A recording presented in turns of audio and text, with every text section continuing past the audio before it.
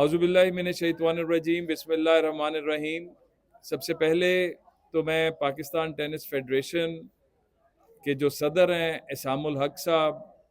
کسی تعارف کے محتاج نہیں، پاکستان کو ٹینس کی دنیا میں متعارف کرانے والے، ٹینس کے اندر اپنا ایک ممتاز مقام بنانے والے جو جنرل سیکرٹری صاحب ہیں، پھر جو اسلام آباد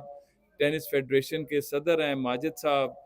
میں آپ سب کو آج اس بات کی مبارکباد دیتا ہوں کہ آپ پاکستان کا وہ سافٹ امیج جو دنیا کو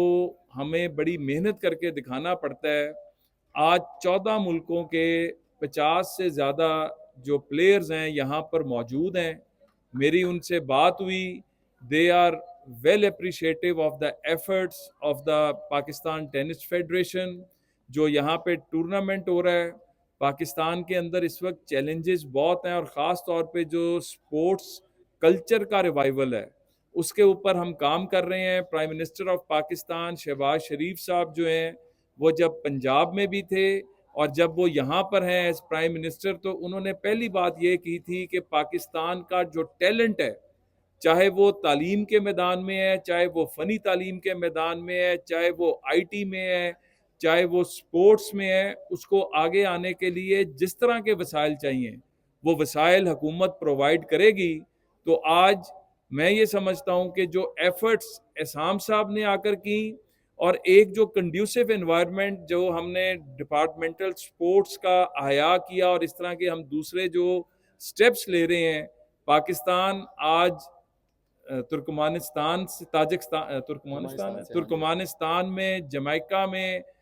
کنگڈم آف سعودی عربیہ میں ماشاءاللہ فتوحات کے جھنڈے گاڑ کر آیا، اور خاص طور پر اسام الحق صاحب نے جو ایفرٹ کی اور وائلڈ کارڈ انٹری جو ترکمانستان میں دلوائی، تو وہاں پہ ہمارا بچہ جو ہے وہ ایوارڈ لے کر آیا۔ ہم نہ صرف ان کو انکریج کریں گے، بلکہ آج جو میری گفتگو ہوئی ہے ٹینس کے میدان میں جس طرح کی بھی ان کو سپورٹ چاہیے وہ ہم ان کو سپورٹ دلوائیں گے۔ اور ہم جو سپورٹس کلچر کے احیا کی بات کر رہے ہیں، تو پرائم منسٹر ٹیلنٹ ہنٹ جو ہے اس کا فیز 2 جو ہے وہ ہم سٹارٹ کرنے جا رہے ہیں، اور 21 کو جو انوگریشن ہو رہی ہے یونیورسٹی سپورٹس اولمپیاڈ کی، اس کے اندر ہم نے اس دفعہ جن گیمز کو رکھا ہے، انشاءاللہ تعالی میری آج بات ہوئی ہے، ہم آئندہ آنے والے ایونٹس میں ٹینس کو بھی جو ہے اسی طرح شامل کریں گے، اور ٹیلنٹ ہنٹ کے اندر